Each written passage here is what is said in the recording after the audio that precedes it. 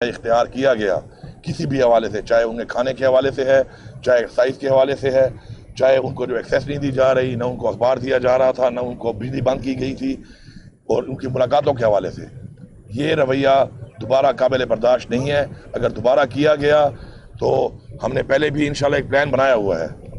ये तो क्लियर है कि हमने एक प्लान बनाया हुआ है और प्लान मैं अनाउंस कर चुका हूँ, और उस प्लान के ऊपर इंशाल्लाह हमने अभी काम भी शुरू किया हुआ है, और हमने अभी एक फ़ाइनल कॉल देकर अब इस हुकूमत से हमें जान छुड़ानी पड़ेगी, क्योंकि इस मुल्क में जिस तरीके से आइन को बार बार तोड़ा, कानून की बालादस्ती इस मुल्क में नहीं है, मुल्क का दिवालिया इन्होंने निकाल दिया है, कोई विजन नहीं है, कोई डायरेक्शन नहीं है, और जो हालात ये बनाते जा रहे हैं दिन ब दिन, ऐसी ये जो फार्म 47 की मैंडेट चोर हुकूमत है, इससे हमने छुटकारा हासिल करना है अवामी ताकत से। अब तो उसके लिए ऑलरेडी मैं अनाउंस कर चुका हूँ, इंशाल्लाह उस पर काम हो रहा है। इंशाल्लाह अब ये एक फ़ाइनल कॉल होगी, और ये फ़ाइनल कॉल ऐसे होगी कि मेरे ख्याल में अब सर पे कफन बांध के हम निकलेंगे, क्योंकि पुरअमन रह के मारे खा खा के उसके बाद हमारे वर्कर गिरफ्तार हो जाते हैं, क्योंकि हम पुरअमन होते हैं, हम आगे से रिएक्शन नहीं देते हैं उस तरीके का, फिर गिरफ्तार हो जाते हैं, फिर उसके बाद अदालतों में जिस तरीके से एक केस में उनकी रिहाई हो, फिर दोबारा गिरफ्तार कर लो, फिर किसी और पर्चे में डाल दो।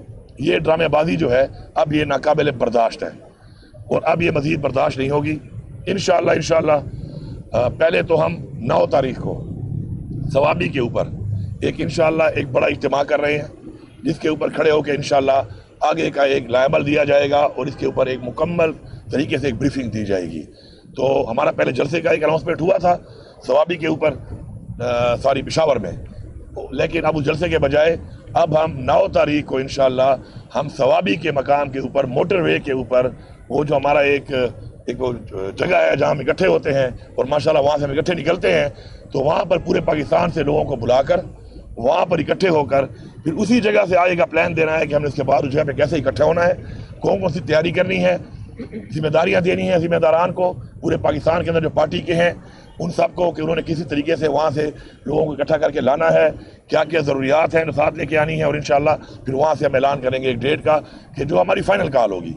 इस फाइनल कॉल का मतलब ये है कि भाईजान घरों में बता के आ जाना।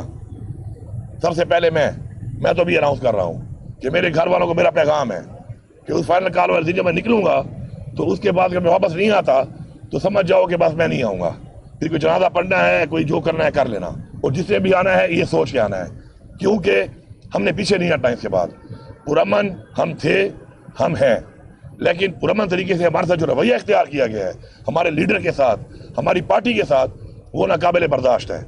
इंशाल्लाह आप देखेंगे कि अवामी ताकत के साथ इंशाल्लाह हम चीज़ें तो एक्सपोज हो चुकी हैं सबको, लेकिन मज़ीद कुछ, वो कहते हैं ना, वो ताबूत में भी आखिरी कील ठोकनी है, तो इंशाल्लाह आखिरी कील ठोकने के लिए इंशाल्लाह हम पूरा लामल देंगे, और इंशाल्लाह फिर हम निकलेंगे, और निकल के इंशाल्लाह अपने हकूक इंशाल्लाह हम लेके ही वापस जाएंगे। गंडापुर साहब, ये बताइएगा कि 8 नवंबर को आपने जलसे का ऐलान किया था और बड़े जलसे का ऐलान किया, क्या वजूहत हैं कि ये मनसूख किया गया और अब आप टेंट सिटी कायम कर रहे हैं और एक धरना दे रहे हैं, इसके पीछे क्या वजूहत है? मैंने तो जलसा मनसूख नहीं किया, वही जलसा जो है 9 तारीख को मकाम शिफ्ट किया है उसका, कि वो जो 8 तारीख को हम जलसा पेशावर में कर रहे थे, उसके बजाय इंशाल्लाह हम वो जलसा 9 तारीख को सवाबी वाला जो इंटरचेंज है मोटरवे का, वहाँ पर इंशाल्लाह हम करेंगे। लीड आप भी करेंगे? ये जो आपने फाइनल कॉल दी है, ये वार्निंग किसको है, हुकूमत को या किसी और को? ये सबको ही वार्निंग है, जो भी फैसला साज हैं, और सारी बात है हुकूमतें ही हैं, तो उसके अंदर ये जो है, ये हमारा जो है ये फाइनल कॉल वहाँ पे एक लायमल के साथ आगे डेट देनी है। उस पर 9 तारीख को जो है हम इकट्ठ कर इसलिए रहे हैं कि ये हमारा पख्तूनख्वा का तो एक तरह का जिरगा होगा हमारा पख्तूनख्वा का, और बाकी पाकिस्तान से लोग आएंगे उनके लिए एक लायमल हमने देना है, वो एक जिरगा करके बड़ा हमने इकट्ठा होकर करना है, और उसमें फैसला करना है, और फैसले में उससे पहले जो मुशावरत होगी उसके मुताबिक फिर अनाउंसमेंट होगी कि हमने उसके बाद कैसे निकलना है, कहाँ से निकलना है, किस तरीके से निकलना है, पाकिस्तान को कैसे बंद करना है, कौन से लोगों ने वो काम करना है, कौन से लोगों ने यहाँ से जाना है, कहाँ जाना है, किस तरीके से जाना है। तो वो इंशाल्लाह 9 तारीख को मैं पख्तूनख्वा का जिरगा कहूँगा इसको, कि हमारा सबका एक जिरगा होगा इकट्ठ का, और जो बाकी लोग आएंगे पूरे पाकिस्तान से उनके लिए, उनको अपने अपने एरियाज के लिए, या उनमें से जिन एरियाज ने फिर हमारे साथ जाना होगा उनको इंशाल्लाह पूरा एहतजाज की हम सब करेंगे। मेन कायद कौन होगा? सभी हम करेंगे, जिस तरह हमेशा होता है आपके सामने ही है। मिनिस्टर भी करेंगे। मैं तो हूँ ही हूँ ना। ईशा बीबी की रिहाई के लिए आपने किरदार अदा किया है, वो किरदार क्या अदा किया अगर आपने किया? ये देखिए, मैं एक बात बड़ी क्लियर करता हूँ आपकी तरफ से पूरी कौम को, ये जो बैठ के हर बंदा अपने कोई जो है तजिया निगार बन जाता है और कहानी एक झाड़ देता है और फिर कहानी को झाड़ के उसको अगले दो करके एक और बयानियाँ बना लेते हैं, तो ये मन गढ़त कहानियाँ, मन गढ़त बातें, मन गढ़त चीज़ें ये लगातार चल रही हैं इस मुल्क के अंदर। तो मेरा बेसिकली अपनी पार्टी के सपोर्टर्स को, इमरान खान के फॉलोअर्स को एक पैगाम है कि ये आपको कंफ्यूज कर रहे हैं। आपने कंफ्यूज नहीं होना, आपके सामने मकसद सामने है। आपका मकसद क्या है? पाकिस्तान में हकीकी आज़ादी, खुद मुख्तारी, कानून की बालादस्ती और अपने आइन का तहफ़्फ़ुज़, अपने इदारों का तहफ़्फ़ुज़, अपना मैंडेट जो हमें वापस लेना है। आपको वो क्लियर है। तो ये जो बैठ कर अजीब गरीब बयानी है अपनी तरफ से, बुशरा बीबी के रिहाई में मैंने कोई किरदार अदा किया है क्या? मैंने बताया किसी को? और जब मैंने नहीं बताया हो भाई, तो जब मुझे कुछ बताना होगा आपको, तो शुक्र अल्लाह ने मुंह भी दिया है, ज़बान भी दी है, तो मैं खुद बता दूंगा। अब मेरी बात XYZ कर रहा है और उसके ऊपर आप बयानियाँ समझ रहे हैं कि ठीक होगा। मेरे साथ क्या हुआ ये मैं बताऊंगा या कोई और बताएगा? होगा मेरे साथ तो भाई मेरी बात यकीन करो ना। आप औरों की बात यकीन कर रहे हो, किसी की झूठी साबित हो जाती है, सजा तो यहाँ पे है नहीं। इससे पहले भी ये सच्ची बात जो मैं कर रहा हूँ, मैं शुक्र है सच बोलता हूँ, मुझे ना झूठ बोलने की जरूरत है और न मैं किसी से डरता हूँ। देखिए, हर बंदे का एक रिकॉर्ड है, हर एक के सामने है। कोई ना कोई पाकिस्तान आज बना है कि लोगों को पता नहीं है पाकिस्तान में क्या होता रहा है, और न ये पार्टी आज बनी है, और न हम कोई आज पहली दफा यहाँ पे खड़े हैं। पूरी कौम को पता है, सबको पता है कौन क्या है, किसने क्या किया, किस मौके पे क्या किया, पार्टी के लिए क्या किया, अपने मकसद के लिए क्या किया, अपनी हकीकी आज़ादी के लिए क्या किया। ना हमारी पार्टी है पहली दफा बुरा वक्त आया, इससे पहले भी बड़े बुरे वक्त आए हैं, बड़े धरने हुए हैं, बड़े प्रोटेस्ट हुए हैं, बड़े हमने सब कुछ किया है। तो हर एक को पता है इस बात का। तो मेहरबानी करें, ये लोगों की बातों पे टोन ना हो। अपने बयानियों को बेचने के लिए मैं कहूँगा कि हर बंदा अपना एक बयानिया बना ले,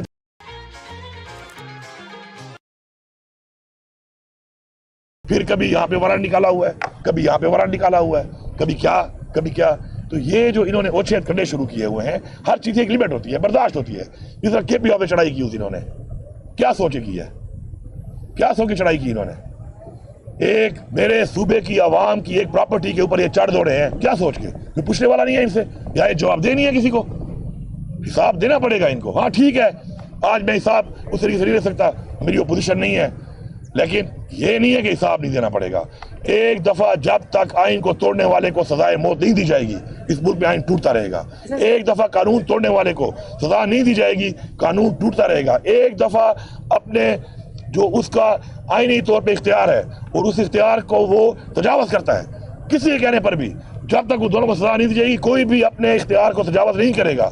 ये हमने इस मुल्क पे अपनी नस्ल के लिए ये प्रेसिडेंट बनाना है और उसके लिए इंशाल्लाह यही हमारी तहरीक का मकसद है। ये बताइएगा कि पिछले जब एहतजाज हुआ था तो यहाँ पर रावलपिंडी इस्लामाबाद में आर्मी भी आई और सब, लेकिन आप वहाँ से जब KP के हाउस पहुँचे तो बहुत सारे कारकुनान आपके बहुत ज़्यादा उनको परेशानी हुई कि आप वहाँ से निकले और वहाँ से आप बरामद हुए। उसके बाद आप फिर असम्बली पहुँचे। इस सारी सूरत हाल में बहुत सारे आपके कारकुनान जो थे वो वेट कर रहे थे कि यहाँ से इकट्ठे जाएंगे। अब जो एहतजाज होगा, क्या आप लीड करते हुए आएंगे या वहाँ से कई जगह चेंज? इसके साथ एक छोटा सा क्वेश्चन ले लें। आप जब 5 अक्टूबर को इस्लामाबाद आए और आपके फ़ोन चोरी हुए गालबन, क्या वो फ़ोन वापस मिल गए आपको? हाँ, ये मजे की बात है। पहली बात तो ये जो आप बात कर रहे हैं, तो अगर आपके पास वीडियो हो, मसला ये है ना कि वहाँ पर मुझे ये भी अफसोस है ना कि वहाँ पर आप लोग भी नहीं थे।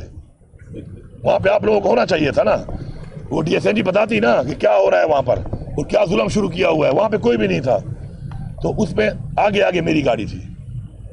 वो वीडियो कहीं पे सोशल मीडिया पे कहीं होगी, किसी ने बनाई होगी, ठीक है।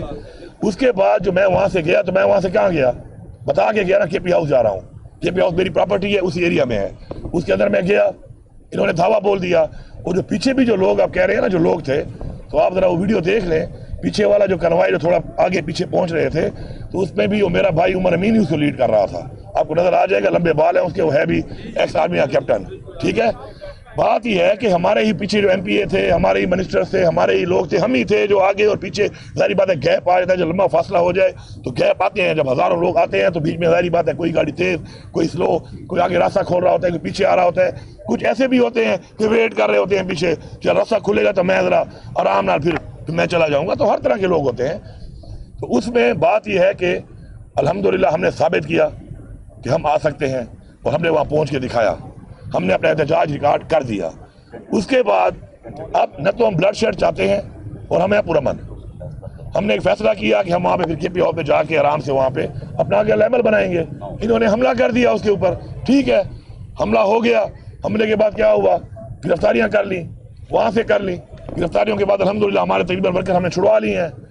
अब ताज़ा ताम दस्ते फिर दोबारा आएंगे, इस दफ़ा ये काउंटर भी करके आएंगे। अगर ये हमें काउंटर करने के लिए स्ट्रेटजी बनाते हैं ना भाई, तो हम भी इनको काउंटर करने के लिए स्ट्रेटजी बना रहे हैं। अब ये जब वहाँ तक पहुँचेंगे ना, तो इनको भी रास्ते में रुकावटें आएंगी। बड़े आराम से आते हैं, 10 जिलों के DPO भेज देते हैं, 10 जिलों की पुलिस भेज देते हैं, वो एक ही मेरे ऊपर आके सीधी हो जाती है। तो इंशाल्लाह DPO साहिबान, इस दफ़ा आपके ज़िलों से आप निकलेंगे ना आप, तो उधर आपको लोग एंगेज करेंगे। आप इतने आराम से नहीं आएंगे कि आप वहाँ से निकल के और एक जगह पे इकट्ठे हो जाओ। तो मैंने इसलिए पूरे पाकिस्तान का एक प्लान बनाया है और इंशाल्लाह इससे पहले भी बहुत सी ऐसी कार्रवाइयाँ हो चुकी हैं और उन कार्रवाइयों में कोई पहली दफ़ा नहीं हुआ। मैं हमेशा पहुंचा हूं, हर महाज पे पहुंचा हूं और पहुंचकर मैंने साबित किया है कि इंशाल्लाह, हाँ, कराता अल्लाह की ज़ात है। एक हमारा प्लान होता है, एक अल्लाह का प्लान होता है, होता उसी तरह है, लेकिन हमने हमेशा साबित किया है कि हम जो कहते हैं इंशाल्लाह वो करते हैं। जहाँ तक मोबाइल की बात है, मोबाइल मेरा ये मेरे कमरे से ले गए थे और जब कमरे से ले गए उसके अलावा मेरी गाड़ी, प्राइवेट गाड़ी में इन्होंने तोड़ी, मेरा असला भी ले गए, मेरा जो सिवा गाड़ियों में सामान था वो भी ले गए। कोई सामान जो है वो बरामद हो चुका है, कुछ नहीं हुआ, इंक्लूडिंग माई मोबाइल। लेकिन मैं इनको एक बात कहता हूँ, मेरा मोबाइल है ना गाड़ी में पड़ा है, किसी ने चेक करना है आ जाए मेरे पास, मीडिया को ले आए, कोड खोल के दूंगा कि आप भाई पढ़ ले। हम तो खुली किताबें हैं भाई। मेरे मोबाइल में तो क्या नहीं मिला, कहाँ मिला है? मुझे मोबाइल के नंबर से मसला आ रहा है, क्योंकि मेरे नंबर से अब मुझे लेना पड़ता है नंबर, उसका नंबर दो, उसका नंबर दो। बाकी मोबाइल का क्या है, मोबाइल अगर चाहिए इनको मोबाइल ले ले, मुझे अपने नंबर दे दें उसमें से। और वैसे भी वो मोबाइल अब इनके पास गया है ना, तो अगर ये बड़े समझदार है ना, तो हम भी इनके साथ पंगे लेकर इतना सीख चुके हैं। माय हेयर क्लिनिक को सीएम साहब ये बताइए, ब्लैंक स्क्रीन देखी होंगी, तो अगर उसको मोबाइल चाहिए, नंबर तो वैसे ही मेरे खत्म हो गए उसमें अब, क्योंकि वो मोबाइल सारा वैसे उड़ा दिया था डाटा उसका। तो अब नंबर तो भी मेरे पास काफ़ी आ गए और भी आ जाएंगे।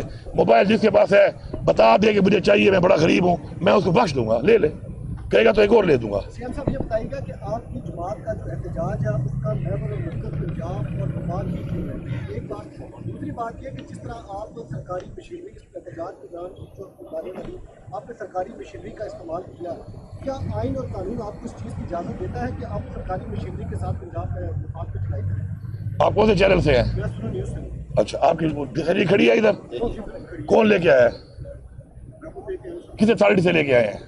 तो मैं सूबे का वज़ीर आला हूँ, मेरी भी अथॉरिटी है। मैं अपनी मशीन जब लेके जाता हूँ तो मैं अपनी अथॉरिटी में लेके जाता हूँ, मुझे कोई मना नहीं कर सकता उससे। जो अथॉरिटी आपके पास है अपने चैनल की और आप ढेर लेके फिर रहे हैं, तो मेरी अथॉरिटी में जो मेरी मशीन है मेरे सूबे की, जिसका इस वक्त माशाल्लाह मैं चीफ एग्जीक्यूटिव हूँ, तो वो मेरी अथॉरिटी में लेके आऊँगा, दब के लेके आऊँगा, इससे उससे भी ज़्यादा लेके आऊँगा। देखता हूँ कौन रोक सकता है मुझे। सर, शेर अफसर मरवत साहब कह रहे हैं आपके जो रहनुमा वो कहते हैं कि बतौर वज़ीर आला हरजमीन गंडापुर हमें सपोर्ट करते हैं, लेकिन उनको बतौर वज़ीर आला एहतजाज में शरीक नहीं होना चाहिए ताकि वफाक को गवर्नर राज लगाने का मौका ना मिले। बात यह है, अगर हमने डरना होता ना गवर्नर राज से, या हमने अगर सिर्फ हुकूमतों के लिए सियासत करनी होती, तो पहले तो हमने अपनी हुकूमतें खुद ना तोड़ी होती।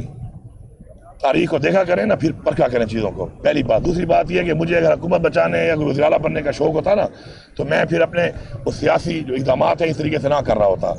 हमने अपनी मकसद को देखना है। हुकूमतें, गवर्नर राज, ये जेलें, ये पर्चे, ये हमारे रास्ते नहीं रोक सकते, ये क्लियर है बात। ठीक है जी। एक सवाल, रऊफ हसन साहब ने कहा जी कि हमारी अब डायरेक्ट बात हो रही है, अब पहले जैसी सूरत हाल नहीं, अब हम डायरेक्ट हैं इस्टेब्लिशमेंट से। ख्वाजा आसिफ ने बयान दिया कि कुछ न कुछ मामला हो रहे हैं, और बैरिस्टर साहब जो आपके तर्जुमान हैं उन्होंने कहा कि डील नहीं, हमारी अंडरस्टैंडिंग हो रही है। असल में क्या हो रहा है, ज़ाहिर है मैन कैरेक्टर तो आप हैं जो इस्टेब्लिशमेंट से पहले भी राब्ते में थे, अब भी राब्ते में है। क्या कोई डील हो रही है या कोई बातचीत हो रही है, किस लेवल की बातचीत हो रही है, क्या हो रहा है? मैं फिर वही रिपीट करूंगा कि जो बंदा जो बात कर रहा है या उसका कोई अगर राब्ता है तो वो बता सकता है उसके बारे में कि डायरेक्ट है, इनडायरेक्ट है, बड़े से है, छोटे से है, दरमियाने से है। मेरी जो आप कहते हैं मेरे मुज़ाकरात होते रहे हैं, तो इमरान खान साहब ने एक वक्त में खुद ही कहा था कि मुज़ाकरात के लिए ये लोग, मैं इजाज़त देता हूँ कि मुज़ाकरात कर लें, पाकिस्तान के लिए मुज़ाकरात करने को मैं तैयार हूँ। उन्होंने खुद भी कई दफ़ा बोला। बाद में उन्होंने कहा कि मुज़ाकरात अब हम नहीं करेंगे। तो उसके बाद मेरे तो नहीं हो रहे, जिनके अगर हैं तो वो कर सकते हैं, वो अगर कर रहे हैं तो अपनी बात का वही जवाब दे सकते हैं। मेरी एक बड़ी क्लियर बात है कि मैं जहाँ पर ही बैठता हूँ, क्योंकि मेरी इंटरेक्शन तो होती है, जाहिर बात है, क्योंकि मैं एक ऑफिशियल एक सीट पे हूँ और ऑफिशियल एंगेजमेंट हमारी होती है, तो मैं उसमें ये बातें करता रहता हूँ, इन बातों पे बात करता रहता हूँ। और मैं हमेशा ये बात कहता हूँ कि हम सबके लिए सबसे जो पहली चीज़ है वो पाकिस्तान है। आज पाकिस्तान को नुकसान हो रहा है, आज पाकिस्तान पीछे जा रहा है, आज पाकिस्तान को जिन हाथों में दिया गया है, जिस तरीके से दिया गया है, जिनकी तरफ से दिया गया है, किन वजूहात पे दिया गया है, आगे बढ़ने के लिए हमें बड़े ज़र्फ वाले फैसले करने पड़ेंगे। अगर कोई ये समझता है कि डंडे के ज़ोर पे, बदमाशी के ज़ोर पे, ला कानूनियत करके वो किसी का आप मकसद से, नज़रिए से हटा सकते हैं, तो वो अब ये भी जान चुके हैं। अब 2.5 साल हो चुके हैं। 2.5 साल एक बड़ा लंबा अरसा है। अब इनको पता चल गया है कि जो भी ऐसे थे बुज़दिल, बिकाऊ, कॉम्प्रोमाइज्ड, वो सारे अब निकल चुके हैं, जान छूट गई है। अब जो है ना, अब वो निखरे हुए लोग आ गए हैं। अब वो छाने में वही लोग आ गए हैं कि जो आगे ही बढ़ते रहेंगे। ठीक है, आज मैंने यहाँ तक बढ़ना है, आप मुझे रोक लोगे, कल मैं फिर आऊँगा। और फिर हमारी तारीख में 17 हमले हमने किए थे ना पानीपत पर, 17 हमले तो हमारी तारीख में हैं कि 17 टाइम्स तो हमने करने हैं। वो तो हमें अपनी तारीख बता रही है। अभी तो हमने 1-2 किए हैं, अभी तो इंशाल्लाह से पहले ये अचीव कर लेंगे। Thank you. के हवाले से बात करेंगे, सब लोग वो एरिया बन चुके हैं, अमन के हवाले से कोई बात कर रहे हैं, क्योंकि लोग क्या है उनकी जान और माल में। हाँ, ये इंपॉर्टेंट सवाल है। अब ये देखें ना, इसमें भी आप जरा गौर करें, ये हालात किसने बनाए? इमरान खान की गवर्नमेंट थी। आप पूरा रिकॉर्ड उठा लें, कितनी दहशतगर्दी थी, डाटा होता है हर चीज़ का, कितने हमले हुए पुलिस पे, फौज पे, सिविलियंस पे, डाटा निकालें और जाने के बाद का निकालें। ये तबाही भी इन्होंने की है। जैसे इन्होंने ये हुकूमत गिराई, रिजीम चेंज साजिश के तहत, अमेरिका की साजिश के तहत गिरवाया, ये उसके अलाकार बने, उसके बाद दहशतगर्दी के हालात दोबारा ख़राब हुए। लेकिन अल्हम्दुलिल्लाह मेरे सूबे की आवाम में सलाम पेश करता हूँ, पुलिस, हम लोग भरपूर मुकाबला कर रहे हैं, भरपूर तरीके से हमारी फोर्सेस भी लड़ रही हैं, अवाम भी लड़ रही है, और हम दहशतगर्दी के सामने खड़े हैं, हम पीछे नहीं हट रहे। बाकी हालात इन्होंने बनाए, मुकाबला इंशाल्लाह हम कर रहे हैं, हम करते रहेंगे। सर